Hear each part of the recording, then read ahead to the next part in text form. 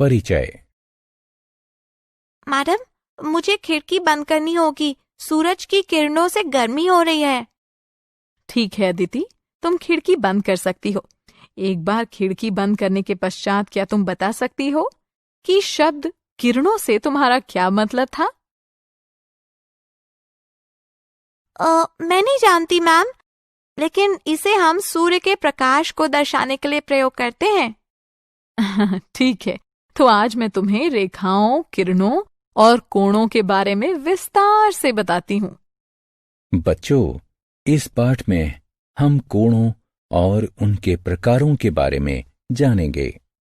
हम रेखाओं, रेखाओं के युग्मों तथा समानांतर रेखाओं के बारे में भी सीखेंगे।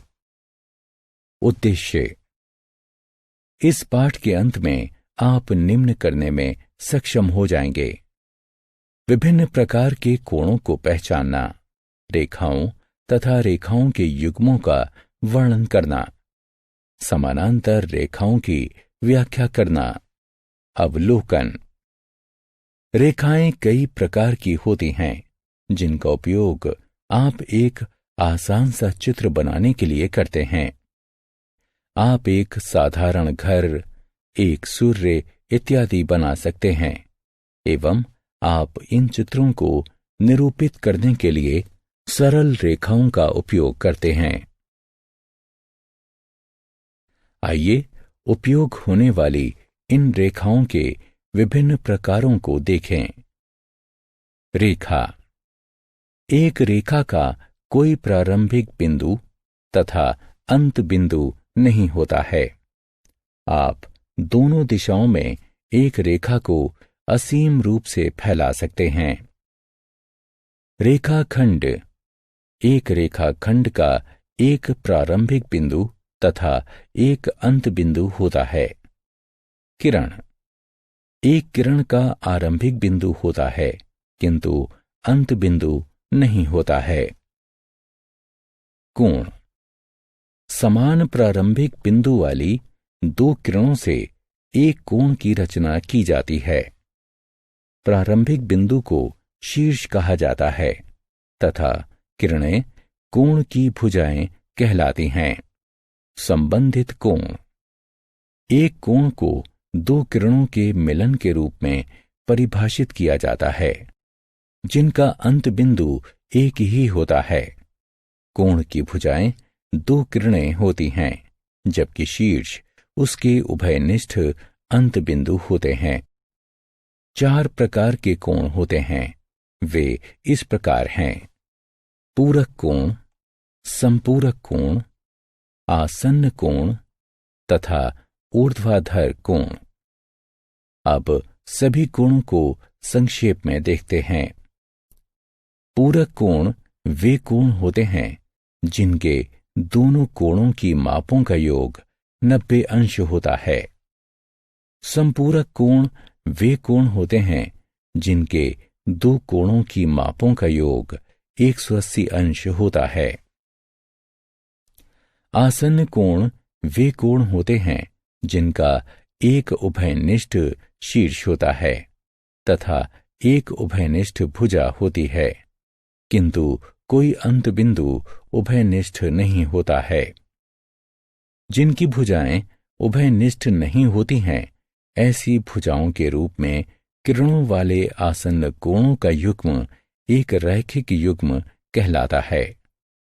ऊर्ध्वाधर कोण वे कोण होते हैं जिसके दोनों कोणों का एक शीर्ष उभयनिष्ठ होता है तथा जिसकी भुजाएं दो रेखाओं का निर्माण करती हैं। प्रतिच्छेदी रेखाएं: दो रेखाएं अलग अलग तरीकों से एक दूसरे से जुड़ी हुई होती हैं। आइए प्रत्येक तरीके को अलग अलग देखते हैं। प्रतिच्छेदी रेखाएं वे रेखाएं होती हैं जिनका केवल एक और केवल एक ही बिंदु उभयनिष्ठ होता है। ये उभयनिष्ठ बिंदु प्रतिच्छेदन बिंदु कहलाता है। त्रियकछेदी रेखा: एक त्रियकछेदी रेखा वो रेखा होती है जो दो रेखाओं को भिन्न बिंदुओं पर प्रतिच्छेदित करती है। अधिकांशतः एक त्रियकछेदी रेखा से कई कोणों की रचना की जाती है। त्रियकछेदी रेखा द्वारा निर्मित कोण। त्रियकछेदी रेखा से 7 प्रकार के कोणों की रचना की जाती है। वे इस प्रकार हैं: संगत कोण, अंतःकोण, बाह्य कोण, एकांतर अंतःकोण। क्रमगत अंतःकोण, एकांतर बाह्य कोण और क्रमगत बाह्य कोण। उपरोक्त कोणों के बारे में विस्तार से जानने के लिए उन पर क्लिक करें। समानांतर रेखाओं की त्रियकछेदी रेखा। जब 2 समानांतर रेखाओं को एक त्रियकछेदी रेखा के द्वारा काटा जाता है, तब आप पाएंगे कि संगत कोण बराबर होते हैं।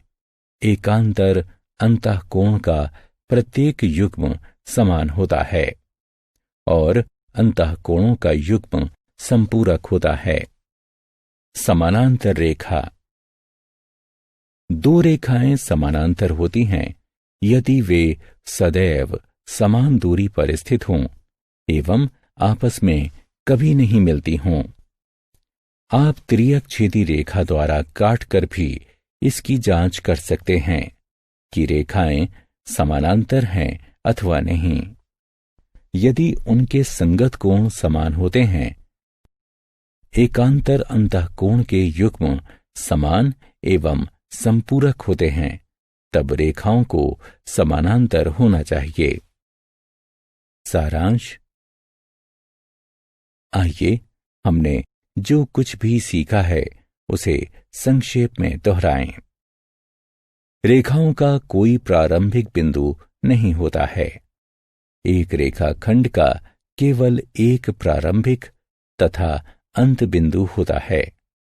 इसी प्रकार एक किरण का प्रारंभिक बिंदु होता है, किंतु कोई अंत बिंदु नहीं होता है। एक समान प्रारंभिक बिंदुओं वाली 2 किरणों से एक कोण की रचना की जाती है। 2 रेखाएं 4 तरीकों से परस्पर जुड़ी हुई होती हैं। प्रतिच्छेदी रेखाएं, त्रियकछेदी रेखाएं, त्रियकछेदी रेखाओं के कोण तथा समानांतर रेखाओं की त्रियकछेदी रेखाएं। यदि संगत कोणों की मापें तथा एकांतर अंतःकोणों के युग्म समान होते हैं, तब रेखाएं समानांतर होनी चाहिए।